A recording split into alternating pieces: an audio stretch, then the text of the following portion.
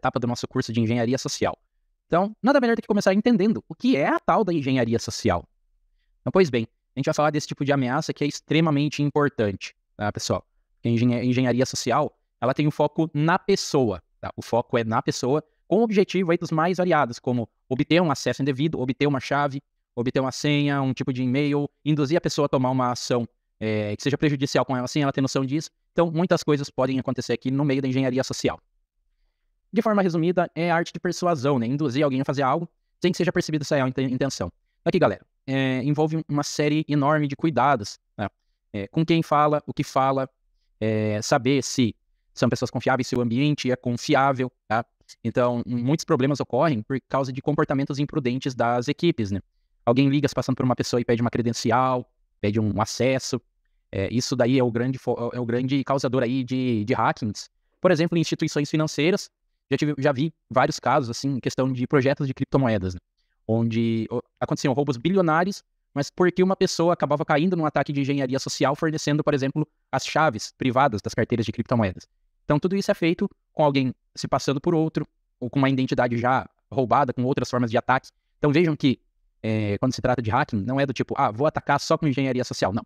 É uma etapa de engenharia social, outra etapa é de invasão, outra etapa é de exploração. Então, tudo aí está envolvido e a engenharia social é uma etapa dela, tá?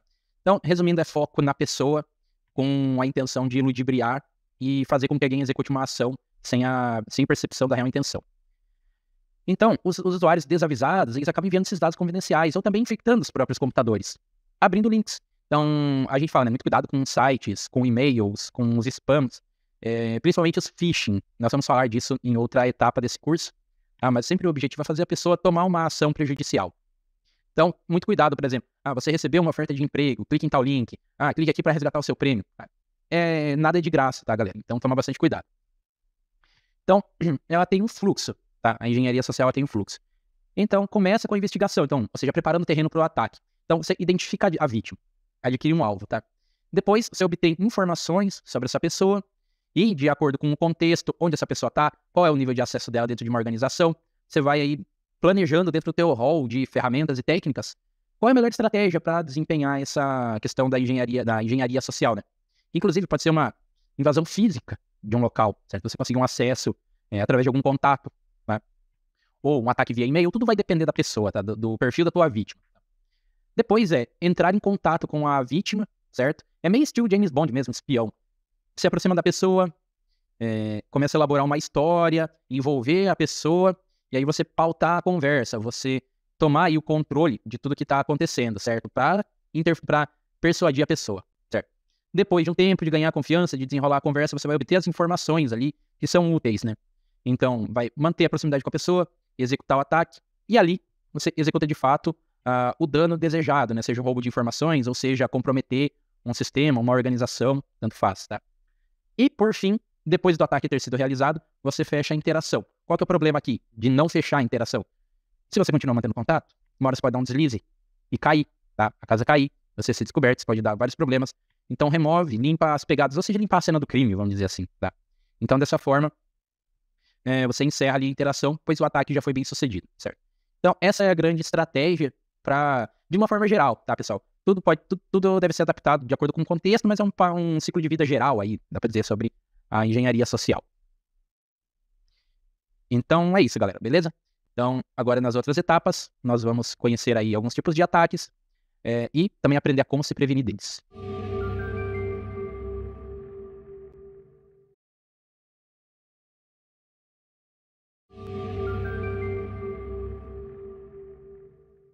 Salve, salve, galera! Sejam muito bem-vindos aí à nossa segunda etapa do nosso curso de Engenharia Social. E agora nós vamos falar sobre alguns tipos de ataques, os tipos mais conhecidos, tá? Então nós vamos falar aí, conhecer um pouco da dinâmica desses ataques, alguns tipos deles e os seus objetivos finais. Então vamos lá. Então, tipos de ataque, tá, pessoal? Então, como os maus amigos, né, os maus rapazes agem, né, dentro da engenharia social, né?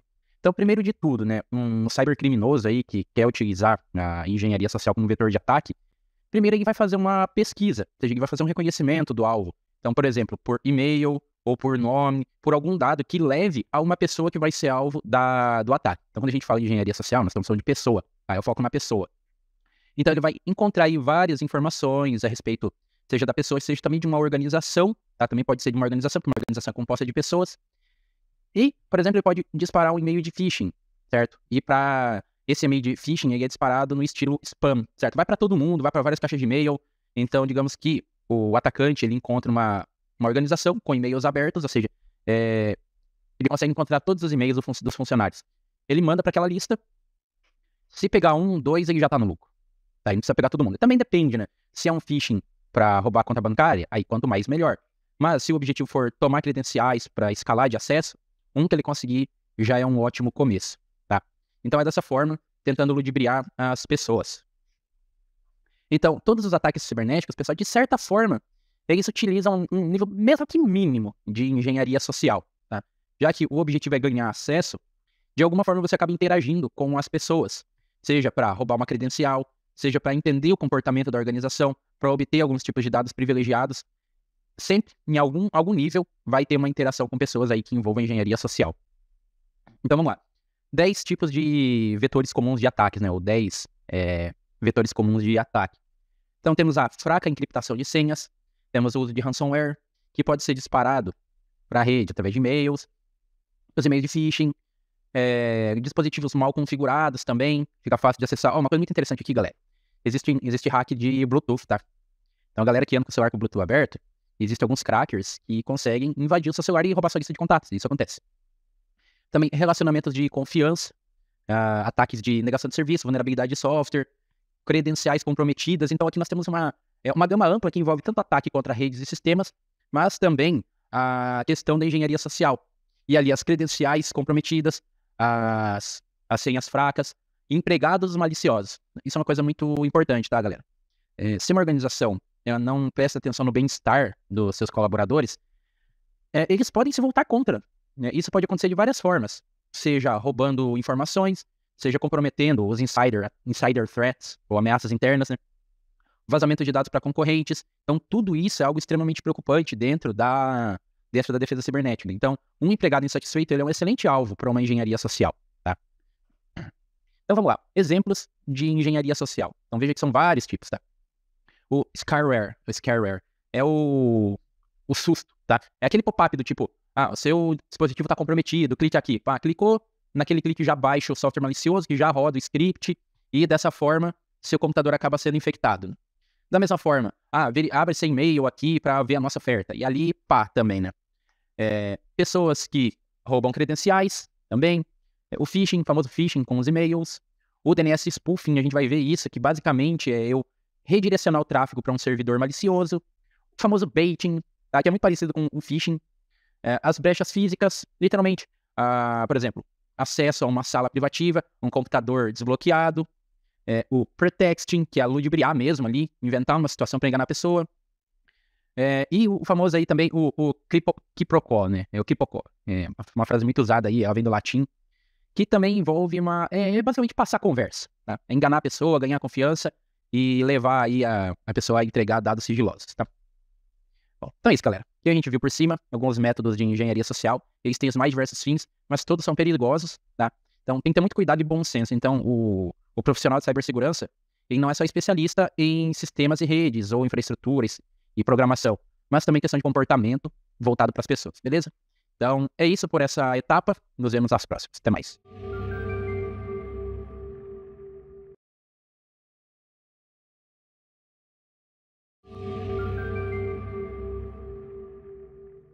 Olá pessoal, tudo bem com vocês? Sejam bem-vindos à nossa terceira etapa do nosso curso de Engenharia Social. Agora nós vamos falar sobre um tipo muito comum de ataque, que é o phishing, tá? Então vamos lá. Esse ataque, galera, é extremamente comum, tá? Vocês muito provavelmente já devem ter visto, se não até mesmo caído, tá? Mas direto aí a gente vê o tal do phishing, principalmente quando a gente abre algum site aí que não é muito, digamos assim, íntegro, né? Então, pra galera aí que gosta de baixar um jogo craqueado, que gosta de ir atrás aí de certos conteúdos, podem ter alguns problemas aí com o phishing. Vamos lá. Phishing, galera, ele é um crime cibernético, onde os alvos são contatados tanto por e-mail, telefone, mensagem de texto, WhatsApp, com alguém se passando por alguma instituição ou uma pessoa legítima, certo? Então, é muito voltado aí à questão, como nós vimos na etapa anterior, pode ser um e-mail de prêmio, um scareware dizendo que seu computador foi comprometido, e-mails de banco, e por aí vai, tá? Então, ele busca aí atrair os indivíduos para que eles forneçam dados confidenciais, como informações de identificação pessoal, dados bancários, cartão de crédito e senhas. A maioria dos phishings mesmo, galera, os mais comuns, eles são voltados aí a roubo de dados bancários para transferências ou para compras ilegais na internet, certo? Então, principalmente na questão do dado bancário, geralmente se roubam os dados do cartão ou roubam senhas salvas aí no navegador, por exemplo, com o objetivo de fazer compras na internet, sacar dinheiro e tal. E geralmente se utilizam laranjas, ou seja, pessoas que não fazem o ataque, mas recebem ou as compras ou fornecem uma conta bancária para o depósito do dinheiro roubado. Tá? É óbvio que essas pessoas elas acabam sendo rastreadas, elas ganham aí uma porcentagem do furto, tá, do roubo, mas pode dar ruim para elas também, tá? Porque o sistema bancário é muito fácil de rastrear alguém. Então vamos lá, o circuito ou o ciclo de vida de um ataque de phishing, tá?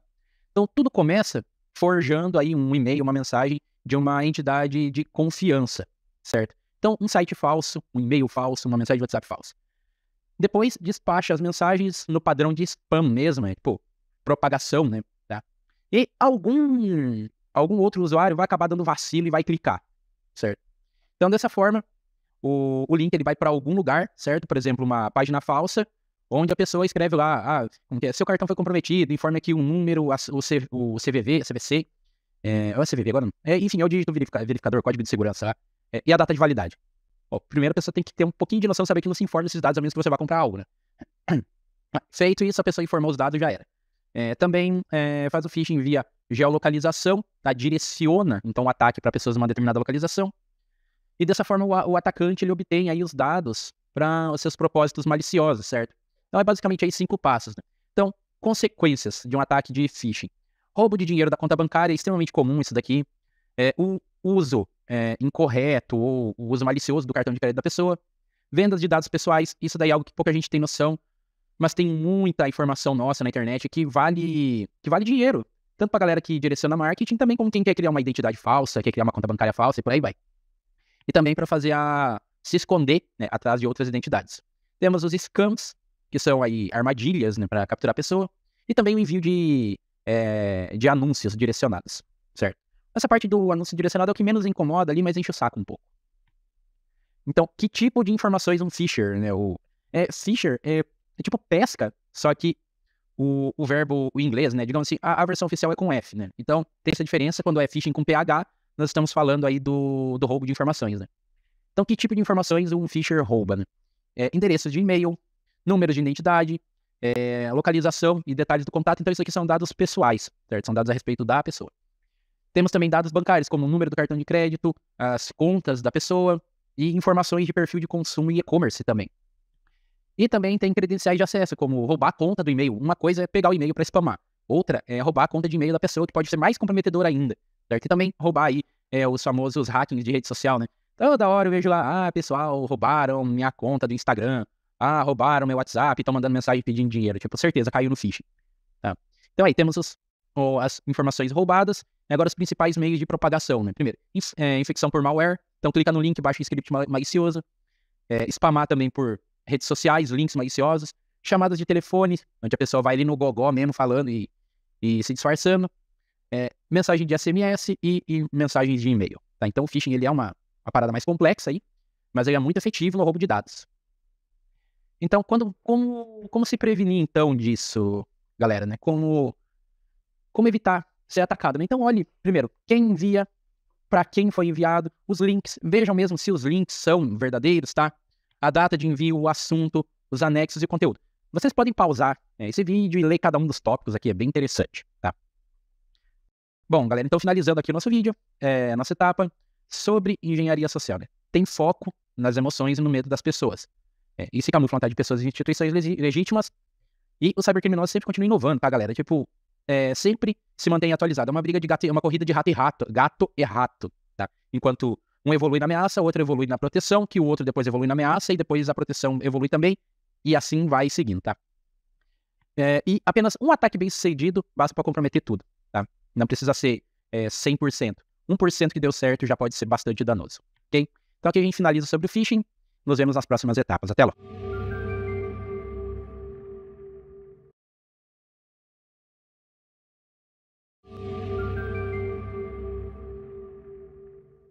Bom, galera, então chegando aí na nossa última etapa do nosso curso de engenharia social, depois de conhecermos todas essas ameaças, alguns tipos, como elas funcionam, chegou a parte de entender como nós podemos nos proteger delas.